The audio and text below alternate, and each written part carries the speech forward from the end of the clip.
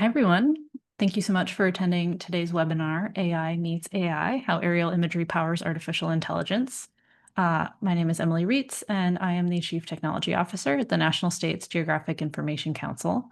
If you're unfamiliar with our organization, NSGIC exists to advance effective national coordination of geospatial information by supporting state-level cooperation. We serve as a national forum for the development of capable and future-oriented geospatial leadership. And if you'd like more information on how to get involved with us, please visit our website, www.nisgic.org. I will put that in the chat in a minute. And just a couple reminders for the call today. You all have been muted upon entrance, and there will be time at the end of the presentation for Q&A. So please, if you have any questions during the presentation, put your questions into the chat, and they will be addressed at the end of the presentation. This webinar is being recorded and it will be made available afterwards. So all of the registrants will get an email once the recording is available, and that is also in the NSGIC knowledge base. So thank you very much for attending. And with that, I will turn it over to the presenters.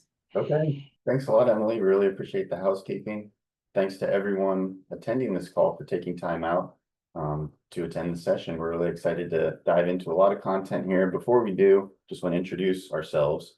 So I'm joined by GeoAI, Director of Partner Strategies for Eagleview. I'm Tim Horak, the Director of Government Marketing for Eagleview, and excited to present our content to you today. But before we get into the agenda, I do want to provide awareness to the fact that we will be attending the annual conference and then have promotions at the Golf Classic for those participating in the Golf Classic. So Joe, I might give you a second here to talk about our goals and objectives of the conference and what we're looking forward to communicating with folks.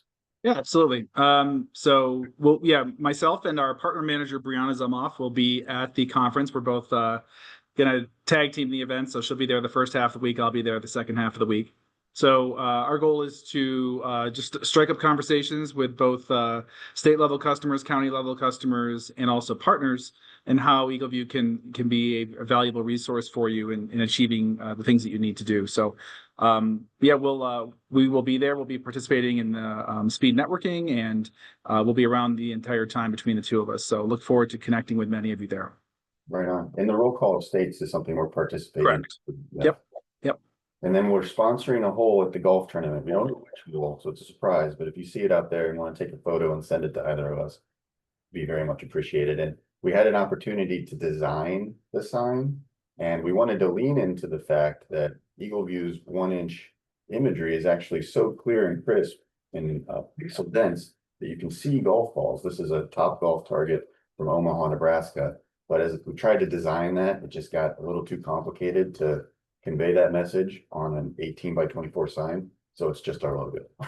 So just be on the lookout for the Eagleview logo, which you may have noticed is new. We have a new logo that launched over the summer. And so we have a new brand, and we're really excited to live into that. Okay, so enough housekeeping, and I think it's fanfare. Get into the agenda. So we'll do a brief introduction of Eagleview, then we'll dive into pixels and resolution. There's going to be a lot of meat there, but we really want to underscore the value of high resolution imagery and pixel density. Then we'll talk about the implications of that for GeoAI, and then some results from our impact and adoption report related to AI. And then our approach, how we're sort of navigating this new geospatial world in which AI is becoming more and more prevalent and prominent. And then we'll do Q&A. So before I get into who Eagleview is and hand this over to Joe, do want to acknowledge, this is AI Meets AI, and it feels like AI is everywhere. And that may be creating either some excitement, some skepticism, or some fatigue, or wherever you fall on that spectrum. And I think our goal today is to try to get beyond the hype and contextualize what value AI has provided to this industry in the past, and how we plan to help support that moving forward, and then how we can help as a company onboard or provide you with whatever you need wherever you are on this adoption spectrum, from skeptical or learning, curious, to fully implementing. So really excited to get this underway, and I'll kick it off to Joe. Well, thank you, Tim. Okay, so we're going to start with just a little bit of an introduction. I know a lot of folks know who Eagleview is, but we want to not assume that everyone does. So we were founded as the company Pictometry, which may be a name that resonates with a lot of people. That was back in 2000 or so, and we were headquartered out of Rochester, New York. As Pictometry, we really pioneered the idea of aerial oblique photography. Really wasn't being done at scale before that, so we kind of were the world leaders really in developing oblique technology from an aircraft. Soon after we always captured top-down nadir images, and then we soon after were able to create mosaics and certified mosaics, and now a lot of things on top of that we'll talk about today. But our primary strengths are that data collection. We are a data provider, and then from that imagery, we can provide advanced analytics, data, and insights that come off of this really high resolution imagery. Our current library, because we've been at it for about 25 years now, is up over 3.5 billion images, and that's growing exponentially, especially with our new sensor. So that we're probably approaching 4 billion. This slide's probably a few months old, probably getting up there at this point. So just a huge database that covers 94% of the population in the US. We also do work in Canada as well. So where we kind of our niche is that sweet spot between satellite imagery and drone imagery.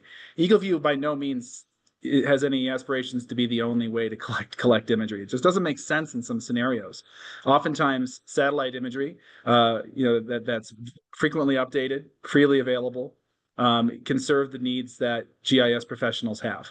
And that's it's pretty easy to grab that, and there's a vast wide coverage of an area. Whereas on the other end of that, there's drones obviously have made a very big impact over the last 10 years of being able to remote sense, and when it comes to imagery, they can capture extremely high resolution imagery. But the problem with that is that you're not getting the scope. It's very hard to fly a drone over even a whole city, let alone a whole county. So where we fit is right in the middle of that, where we have a fleet of 100 aircraft that we can deploy throughout the US and Canada that have sensors on the belly of these planes that can go out there and efficiently capture wide area at high resolution. So it's kind of the best of both worlds, where you're getting ultra high resolution, as we'll talk about with 1-inch imagery, but then you're getting the coverage that you can get for a full county or even a full state. So this is the type of imagery that we're able to produce nowadays, and we want to start with the orthogonal imagery, or the ortho, the top-down, the nadir, whatever you want to call it. This is a key component of our capture, and you can see the high level of resolution that we're able to capture with these new sensors that we've acquired. You can clearly read the markings on the street. You can start to see details of buildings. And it's accurate to the earth, so you can confidently map on top of that. So all of our captures do include ortho imagery, and we have the ability to apply ground control so that you can have that high level of certification that you come to expect. The other side of our business is the oblique perspective, and this is a nice complement to the ortho. We very full understand that orthos are king in the GIS world, but there is so much value that obliques can bring to the GIS professional. A lot of that stems around validation of existing structures that are out in the field. That flagpole would be really hard to see from that top-down ortho perspective. You'd have to make some assumptions. I don't even know if any of us would get that, but it's hard to know once you've seen it, you've seen it. But now with this type of technology to supplement the orthos, you can do a lot of validation of what's in the field. You can make measurements of everything you see, including the height. And even if you were to zoom in on this 1-inch GSD image, you can see street signs clearly. So what this does is opens up a tremendous amount of workflows. If you think about the public works or transportation department that needs to go out and do roadside inventory, if I could not send people out in the field with Trimble units to stand at the base of a pole or to validate that is a crosswalk sign, if I could do that from my desk, how much time would that save? Also, how much time would it save if we could apply AI on an image like this and get a glimpse of all the street signs and their location and the type? Those are the type of problems that we want to solve, and we want our imagery to be the basis of that analysis. Next slide. Very good. So let's, before we get too deep in here, let's talk a bit about resolution and GSD and pixels. We already mentioned it a few times. Excuse me. But we want to kind of really set the stage for what Tim's going to talk about later with the AI portion of this. So let's talk about pixels and resolution. So as you all know, a photograph is comprised of thousands and thousands of pixels. That's always been true. And each pixel represents one color. So the more pixels that you have, the more definition you're going to have in an image. So when we talk about GSD, or ground sampling distance, that is simply the width of a pixel as it relates to that space on the ground. So basically, if you had a 12-inch pixel, that's going to be 12-inch by 12-inch representation of what's on the ground, whereas a 1-inch pixel will be 1-inch by 1-inch what's on the ground. Yeah, and we have an example of that in the next slide, but I do want to just come back to the point that a pixel can just have one value, right? Yep. So pixel needs to be assigned one value, and the more pixels you have, the more values you can have. Fewer pixels you have, the less values you can have. And Yep, so exactly. What Joe's Yep. talking about, GSD. So how that's calculated, that GSD, is the distance between two adjacent pixels. So the centroid of each of those pixels that are adjacent. So from in this image, in this graphic here, you'll see that in a 1-inch image, the distance between one centroid to its adjacent centroid is equal to 1 inch on the ground, and that's equal to 2.5 centimeters in the metric system. That's a very, for those of you that have been around aerial imagery for a while, this seems like a bit crazy that you can capture imagery of this resolution from an aircraft, and we'll show you plenty of examples of how we're doing that. And also, there is such a vast difference in the density of data between a 9-inch pixel to a 3-inch, or a 3-inch to a 1-inch. And so we'll go to the next slide to illustrate that. So imagine you had a 1 foot by 1 foot, or 12-inch by 12-inch space on the ground, or maybe in an image. This could be for older imagery, or low resolution satellite imagery. You could have 1 foot by 1 foot pixel. Well, this is actually pretty close to some of the best commercially available satellite imagery today. True. Yep. I want to say it's around 30 centimeters. I know that Maxar has an offering that is enhanced to 15 centimeters, but I think they just fill it in with some additional pixels. So Yep. this is probably some of the best commercially available satellite imagery. Correct. Yep. So if we were to subdivide that, if we were to take that same space on the ground and dial that down to a 6-inch GSD resolution image, then you would actually get 4 pixels in the same area that you once had 1. So now you're going, even though it kind of seems like it's 2x the data from 12 to 6, it's actually 4x, because you're going to be able to fit 4 pixels in that same 12 by 12 square that you had originally. And that is, 6-inch imagery is again, like what Tim said, it can be commercially available, but oftentimes it's not the freely available stuff. It's things you have to pay extra for to get that 6-inch resolution there. So now let's take that exact same 12 by 12 square, and let's go down to a 3-inch GSD. So now you're taking where you once had 1 pixel. Again, try to keep that in mind about how this can eventually help any AI work that you need to do, because again, every pixel can only be one value, one color. So now at 3-inch, we're down to 16 pixels, so 4 by 4 in that same square. So that's 16 times more data than that 12-inch image that we started with. So already we got much more data than we started with.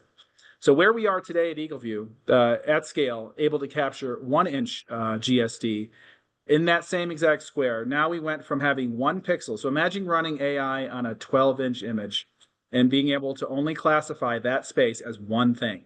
That's a curb, that's a road, that's impervious surface, or that's grass. Whereas now you have 144 times more pixels in that same spot. So where that really helps is that AI model, is that because now every single one of those 144 squares can be classified as something different. I mean, obviously they're not all going to be something different, but we have some other graphics here coming up that'll kind of illustrate this more. But just to kind of reiterate, it's 9 times the pixel data versus a 3-inch. It's 36 times the pixel data than 6-inch, and 144 times the pixel data of a 12-inch image. So just a very, very dense, rich image that's going to give you a lot of answers. Next slide. So this is some of the examples of a 1-inch imagery capture. Now this is, you know, we all know that capturing 1-inch, it's not really rocket science. You can simply fly a plane lower and get good resolution. That's why drones work so well, because you're just a lot closer to the target. But this image captured here is at 6,500 feet in the air. And that's what our sensors allow us to do these days. And on the surface, even if I look at it from this perspective, it looks like a really crisp, clean image. You can tell a lot of things from this. But if I were to zoom in on this property here to the top of the image, go ahead, next slide. Look at how you really don't lose that fidelity of the resolution of the imagery. You can clearly see so much detail about this property. Now, even though we've talked about orthos are king, keep in mind that this level of resolution is available in our orthos as well, right? So you're able to see this type of detail. But the top-down view is only going to offer so much insight. When you start turning it on its side and have the oblique perspective, it opens up a world of use cases from tax assessment to understand the layout of a property or additions that were made. It helps public safety entities to know where the entry and exit points are of a building in case of an emergency. It allows for measuring of height if I needed to get a ladder up to a second floor window. I can tell the detail of the roof material for roofing and construction. And then the use cases go on and on and on. And not only, as many of you may know with Eagleview, this is not the only oblique image you get all 4 cardinal directions. So in our software, you're able to take this home and rotate it and see it from the north, south, east, and west. And then again, of course, with the top-down nadir view as well. So let's take a look at another one. This is in Montreal. So you can see, again, a nice image of the Olympic Stadium there. And if I were to zoom in on the small square at the bottom here, you're able to just think about this one for public works and asset management. Instead of having to go out there and validate that we have this many assets in the field, whether they're picnic tables or whether electronic equipment, whatever it is, you can imagine. You can now see these things clearly from your desktop. And then again, think about this with the lens of AI. And if you can see it that clearly with your eye, then what can AI do to pick out these features automatically to make it an even more efficient process? This is a water treatment plant that, again, let's go ahead and zoom in on one of these circular areas. And I mean, I can clearly see the definition between the bars of the railing. I can see the attachments to that light pole on the left-hand side. And also think about this too, not only with the AI lens, but when you have 1-inch pixels in an image, that's going to make measurements that you make even more accurate. So if I were to measure that pole, let's say I had a 6-inch image, and then you measure that same pole with a 1-inch image, your margin of error is going to be much less because the pixels are just so much smaller, and you have a lot less wiggle room for error there. Thanks, Joe. Okay. So given all of that, we want to talk about the implications of that pixel density or GeoAI and the power of 1-inch imagery to support it. So this is overly simplified, but and I know GeoAI is still a relatively new term, essentially the confluence of location intelligence and artificial intelligence, GeoAI. We believe that imagery, specifically Eagleview imagery, is an important foundation to support the application of GeoAI. And that is on account of something called semantic segmentation, which is the discipline of applying a feature class label to every pixel in an image. This is often done by training a machine learning algorithm through millions of data sets and data points so that it can not only identify what a pixel is, but in relation to the pixels around it, what feature it belongs to. And, you know, all the information we just showed about pixel density kind of can quickly understand how important this is for AI. And so here's a really crude example that Joe referred to earlier. I should say overly simplified example.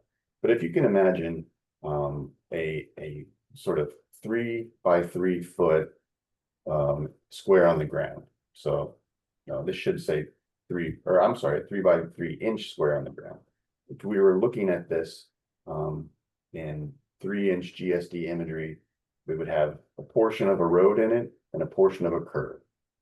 If we were to apply a machine learning algorithm to it that would have to classify that pixel, we recall that pixels can have one value and one level of brightness. The fact that the road is the predominant feature in this 3-inch by 3-inch pixel, the algorithm is likely going to classify the entire space as a road.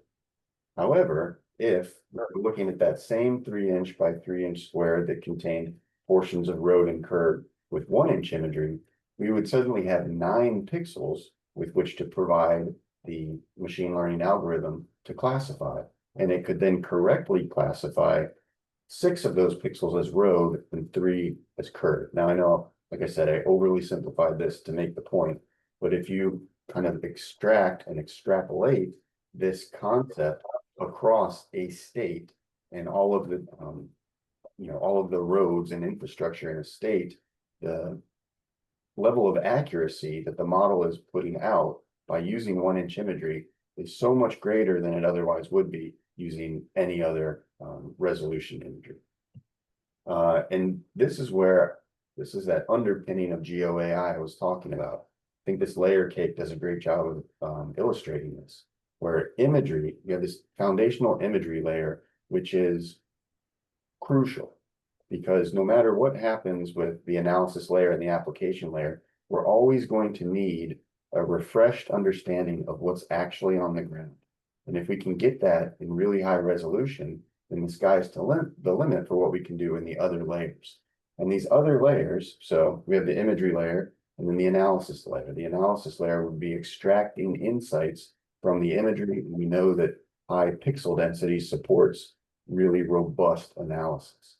And then the application layer is doing something with that. So we've extracted information, and depending on what kind of AI we're using, we then, as humans, can do something with that. Or if we're sophisticated enough to have built some agentic system or workflow, then an agentic AI agent can take the output from the analysis layer and do something on our behalf.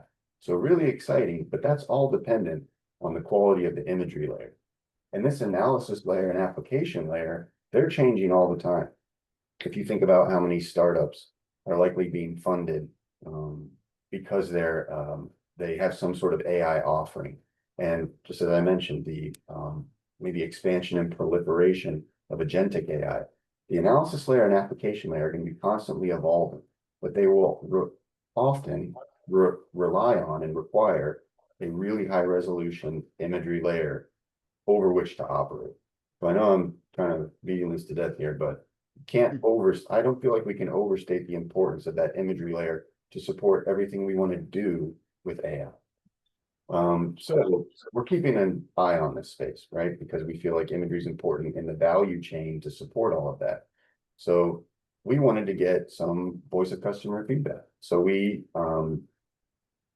did our own survey to create an AI impact and adoption report. And this was to gather attitudes and behaviors toward AI with folks that use aerial imagery and geospatial data in their industry.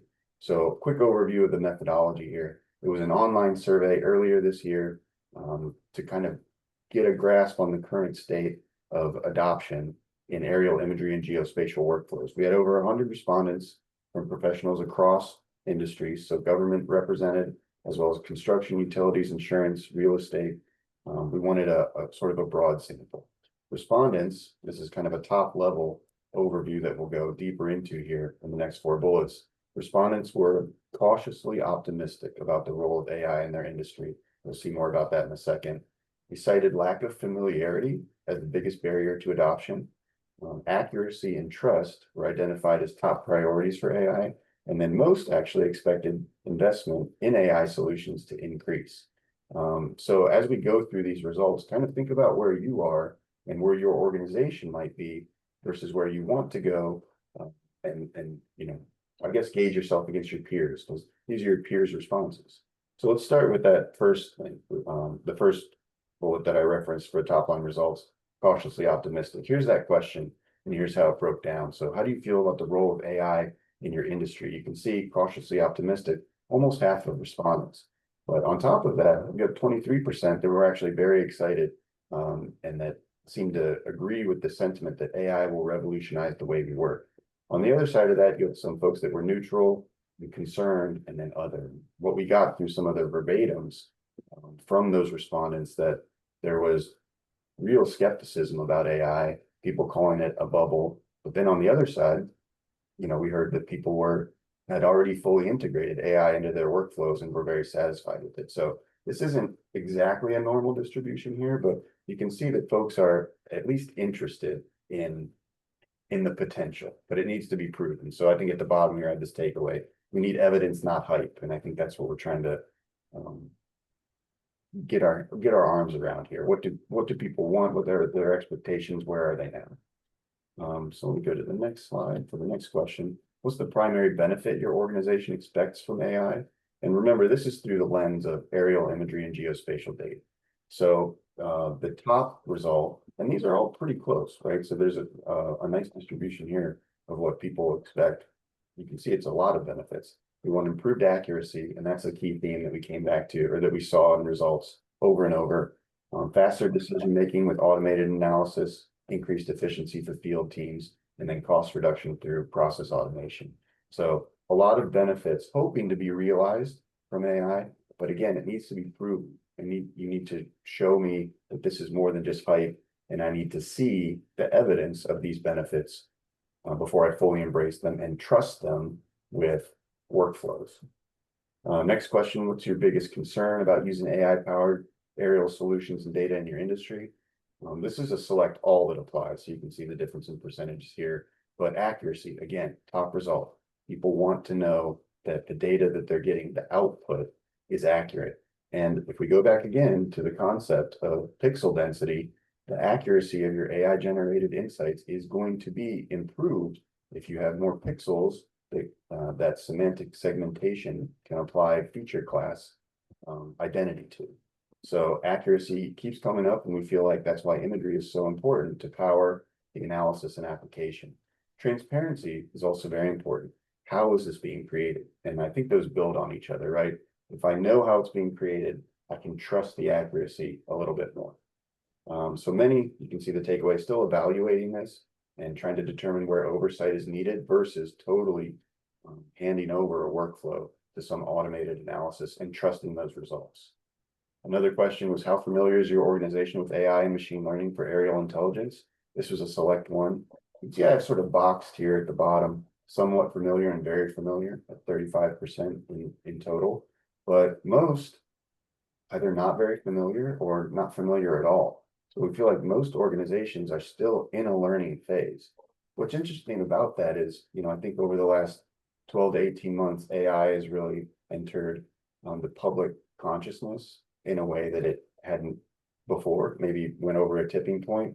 But Eagleview, has been providing benefits through AI and machine learning for over a decade. If you think about something like change detection or sketch verification, that's AI, and that's value that organizations like Eagleview have been delivering to clients like folks on the call for over a decade. So it might feel new, right? But it isn't totally.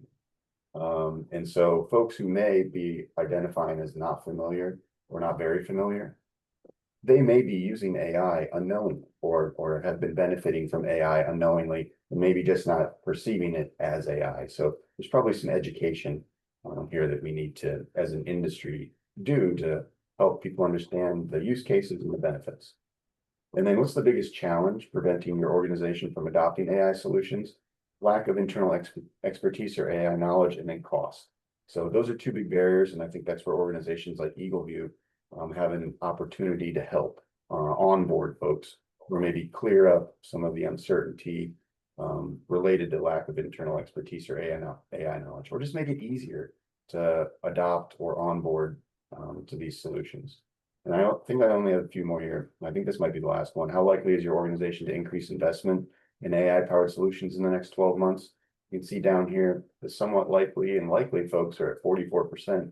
But if you think about somewhat likely as a maybe, everybody's still kind of a maybe. So somewhat likely, maybe, neutral, maybe, unlikely, very unlikely, probably not going to happen. So there's an opportunity if you are a champion of AI and want to see your organization embrace it, there's an opportunity likely for you to do that and get increased budget allocated towards it for at least 44% of respondents. So the interesting results, there is a larger report. It's almost 30 pages. After we get through the content here, I'll grab the link to it. It's just a landing page where you can go request the full report. and go through it yourself to figure out, sorry, I had another slide. I'll just skip right through this because it's the same thing, accuracy, right? Important factors when evaluating AI-powered solutions, accuracy. So you can go through the full report and sort of figure out where you are on this spectrum, maybe where your organization is on this spectrum, and maybe where you want to be. And then understand that Eagleview, regardless of where you are, can help you move from 1 to 2, 2 to 3, etc. Because we're sort of setting up our organization like this to be able to accommodate the preferences of these different segments. So from top to bottom, you have a do it myself, help me do it, and do it for me segment. And you might think about yourself and where you fall in these buckets. So if you're a do it myself, you're sophisticated, you're thinking back on those results that said, where are you with AI? And we fully embraced it. You may have that sophistication and you just want access to imagery and data sets so you can do your own thing. Eagleview can support that. If you're more of a help me do it, maybe you're ready for that analysis layer, but you still want to do the application. You want that oversight. Eagleview can help with that as well, because we have solutions that, like I said, use machine learning to help provide you with insights and then allow you to apply those insights into your jurisdiction. And then do it for me. This is an opportunity for providers like Eagleview to just offer a turnkey data set that's ready to use. And examples of those would be an impervious surface count or stormwater fee calculation or a classified GIS ready layer that you can just start to use, like a full transportation layer or vegetation cover layer or land use classification layer. Those are available through Eagleview today. So wherever you are on this spectrum, wherever you want to be, and however you want to interact with these solutions, Eagleview can accommodate those preferences. So I think the takeaway that we want to impart here is that there's an importance and maybe a strong value for upgrading your GSD, because you can do so much with it, and that can lead to what we think is so much increased ROI. And this slogan hasn't gotten adoption internally, but we encourage you to upgrade your GSD so you can get stuff done. And I think that's the power of imagery for artificial intelligence. And we'll show one more great image of a bridge here because of the quality, and then take it to questions. So thanks for your time. Emily, if you want to maybe run through the questions, or Joe, if you can see them. I actually can't see them. So if there are questions in the chat that we can address, love to do that over the remainder of our time. No, none as of yet. Oh, great. Okay. Would think of any other information we might want to impart here to the group then? I mean, we do. I know that the audience today is mostly a state level audience, and Eagleview has experience working with states, both current and historical.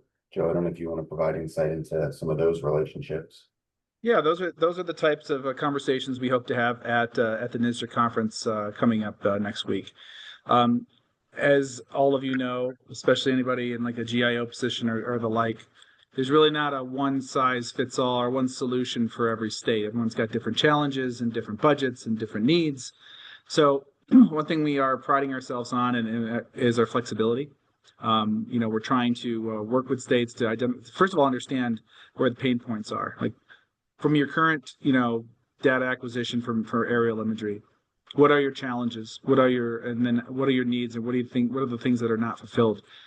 So and not to say that Eagleview can answer every single one of your questions, but we want to have that conversation with you. We want to understand what some of those challenges are, and then offer up some potential solutions and keep the conversation going, because we do have such a vast amount of data, and we just know that there's got to be applicability not only in just the GIS department, but if you think about DOTs and transportation departments, statewide public safety organizations, Department of Revenue, health and safety, EPA stuff. There's just up-to-date aerial imagery, especially at this resolution, can really solve problems for a lot of different folks here.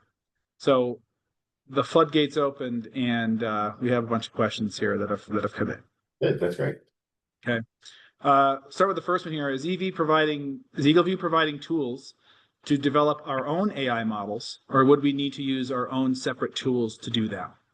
Yeah, so go ahead. Yeah, so I can take that one. So we're not making, we ourselves at Eagleview are not making commercially available AI data tools or AI extraction tools available for purchase. We know that there are a lot of different options out there that you can go to get these models. We just want you to know on this call that we Eagleview are okay with you taking Eagleview imagery and running them through some other AI model. Big asterisks on that, as long as it's not in a commercial, money-making kind of a thing without some other agreements with Eagleview. So, for example, for years people have been taking ortho imagery from us or any other provider and doing, parcel boundary lines and updating their GIS, their vector data. Those are all derivatives of imagery, but they're just done by hand. Now AI is giving the power to do a lot of that thing with machine learning. It's the same exact output. Those parcel layers weren't created to make money for the county or the state. That's something that the state and the county need for their work. So it's the same kind of thing. In those scenarios, when you need to extract data from imagery for work that would benefit the government, then that is perfectly fine by Eagleview. If there's other ventures that folks are looking into to go to market together with a certain thing, those are all conversations we're always willing to have. But no, we will not be creating our own models for sale. We are going to rely on the industry. That there's a lot of other companies that are more in tune with that. That's their sole focus. Our sole focus, our biggest focus is imagery capture and providing the best high resolution, highest quality, timely imagery that can feed a lot of these AI models. Next question is, will the GSD ever get finer than this? Or do you see being 1 foot the limit? I'm guessing you meant 1 inch without having to blur faces and license plate. Well, that's a great question. Without a crystal ball in front of me, I would guess that, things can improve. Technology is always improving. But then, there's always that fine line of walking the line with privacy and making sure that you're not making certain features visible to, especially if it's out in the public. If we ever got, even with 1 inch imagery today, we don't have to worry about blurring faces or license plates. But if that ever does become a reality, if we do ratchet it down, then, that's something that we would certainly do. We wouldn't, just make it available. It'd be a good problem to have if we're able to capture, let's say, 1/2 inch or something. But it always comes down to the technology, then the sensors, and then what can make it most efficient. Because like I said earlier, anybody can capture super high resolution imagery lower than 1 inch. We could fly a plane a lot lower and get that type of resolution. However, it starts to become inefficient for us and then more costly for the customer. So the key is to find that sweet spot. Where can you offer ultra high resolution imagery at a price point that is affordable on a large scale? Because if you're only doing a city block or, even a city, that's one thing. But if you're talking about an 800 square mile county, that becomes a very different thing. And that's going to really ratchet up the price. So that's where we try to find that sweet spot of ultra high resolution, but also efficient for both us and the customer. On average, what portion of the U.S. is available 1 inch imagery in your database? And how often is the imagery refreshed for rural, remote areas, even at 3 or 12 inch GSD? So historically at Eagleview, Pictometry and then Eagleview, we worked on what we call a bespoke model. Basically, we were contracted by a county, by a state, by a municipality to fly a certain AOI and deliver that data. We still do that today. That's how we've built such a large county business here at Eagleview. But over the last year or two, we've started to explore other ways to capture imagery and make it available to our customers that are not beholden to government contracts. So, for example, if we had a major metro area that wasn't an Eagleview customer, we're still going to fly that imagery at high resolution and make it available in a subscription type of format for our customers. And that's a strategic imagery program that we're launching and have launched across the United States and Canada. So just because we don't have a government contract, we still may go out and capture it anyway and make it available to customers. But the key, though, is when we have counties that want to work with us, that is the clearest way to get a full county capture. And you talked about rural. That is one of the things that we really pride ourselves on.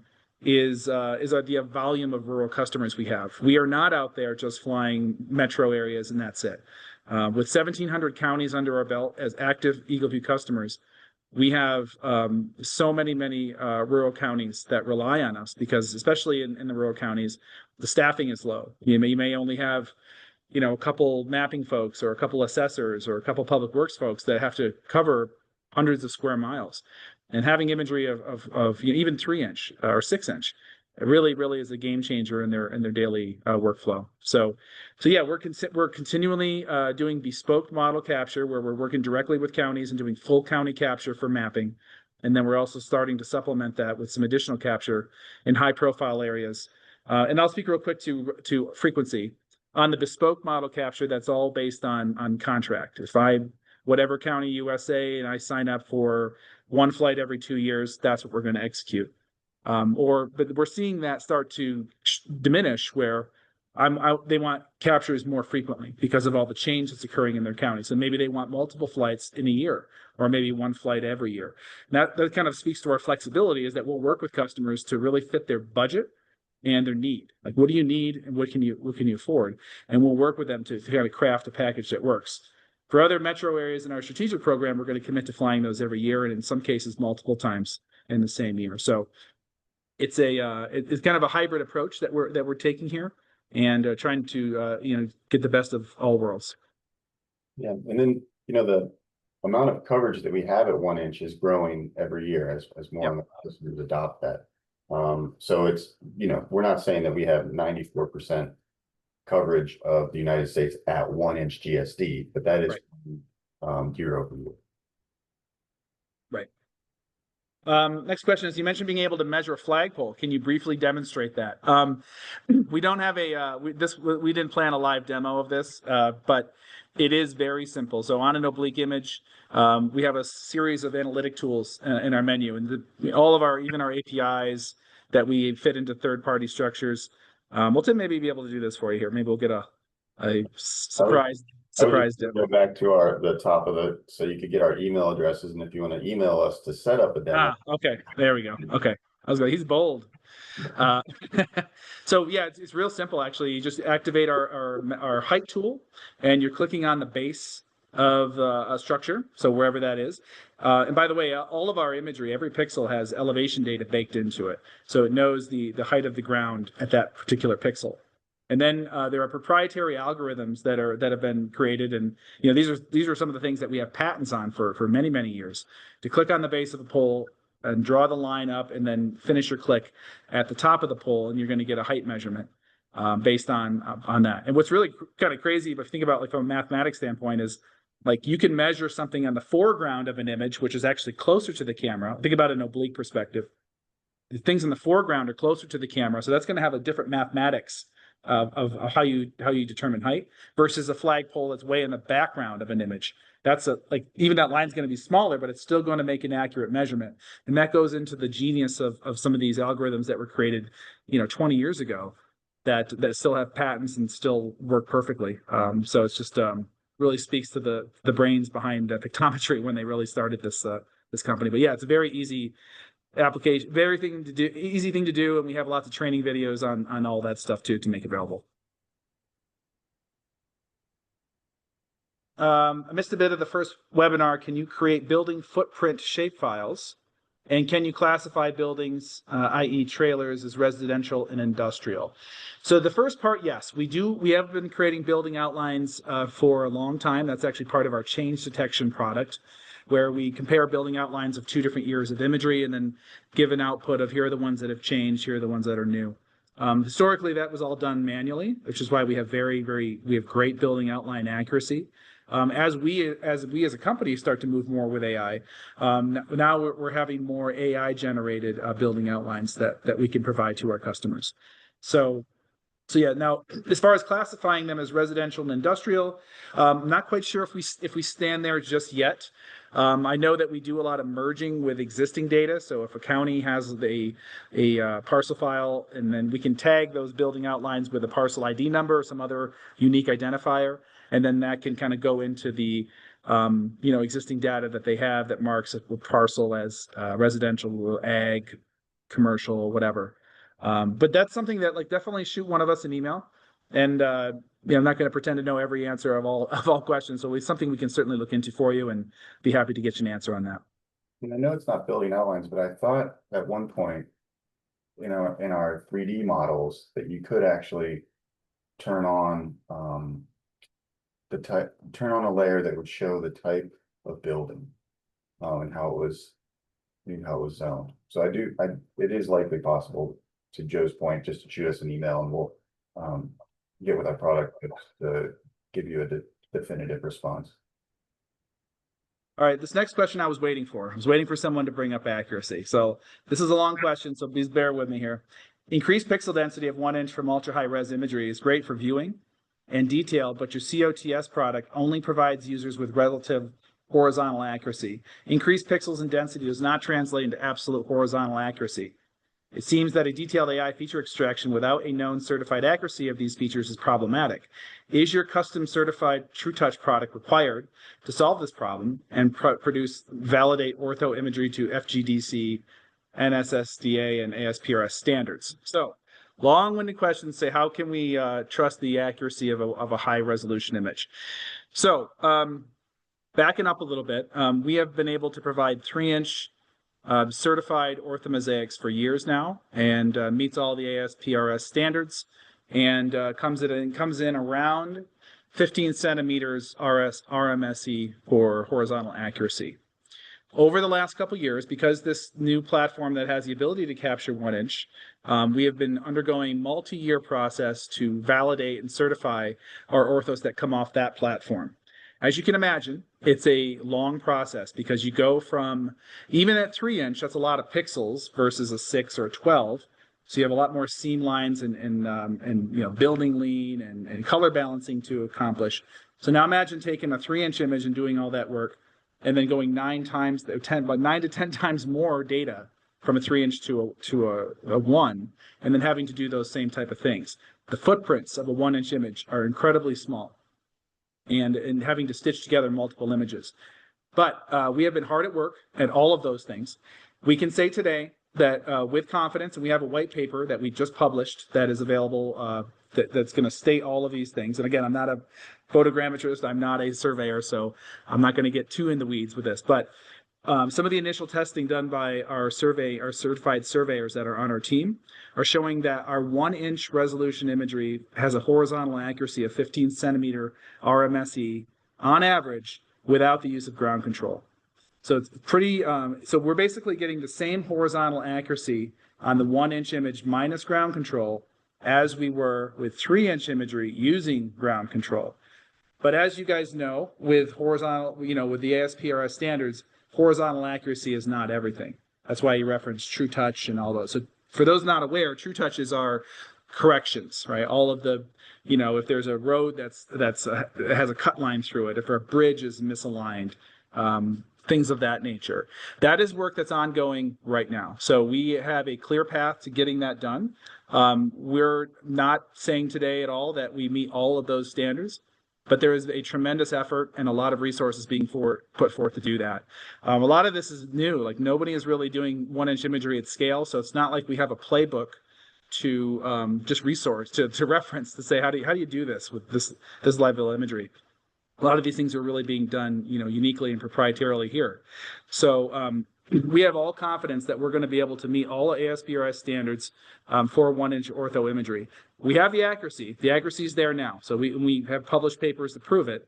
It's just the other things, the TrueTouch and whatnot, that we're working on next. That's going to just get that over the line to the next level, to be comparable to the certification we offer for 3-inch.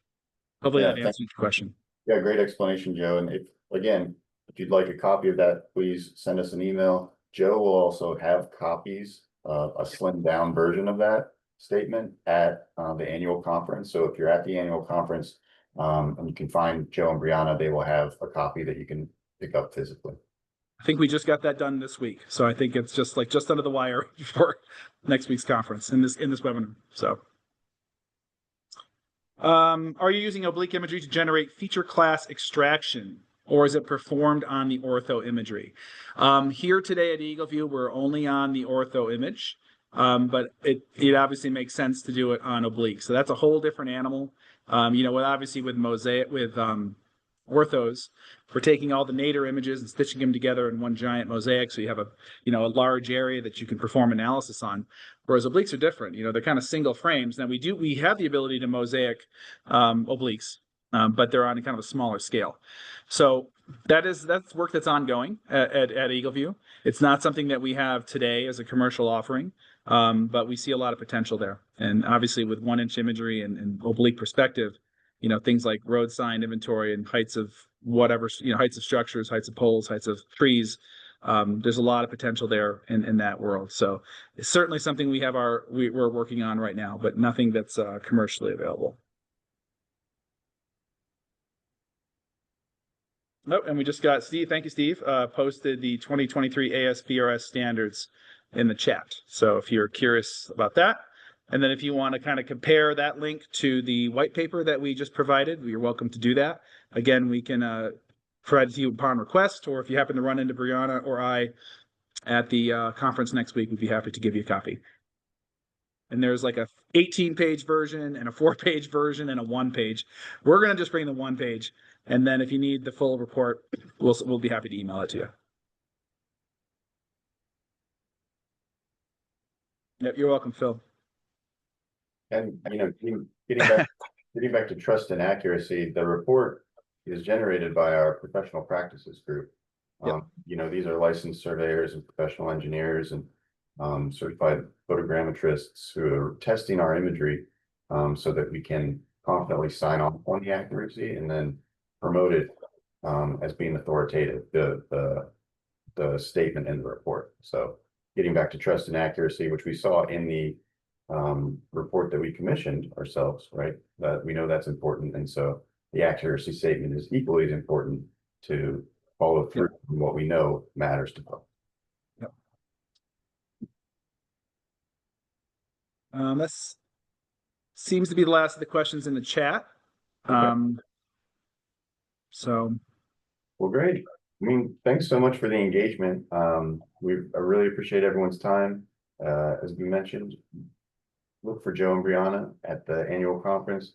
We appreciate the time that NSGIC has given us here. We love our relationship with this organization and are looking forward to helping folks who attended this call and your clients achieve whatever goals you have by using our solutions. So please feel free to reach out to either Joe and I, and we'll get you in touch with the right folks. And hope you have a great day. Yep, and Lindsay just said that we're sponsoring hole number 2 at the Golf Classic. So if you happen to be out there, go to the second hole and snap a picture, send it to us, put it on social media. We'd love that. So thank you. But thanks. I echo what Tim said. Thank you to NSGIC. Thanks to everyone who attended. Really, really appreciate your time. Thank you so much. Have a great day, everyone.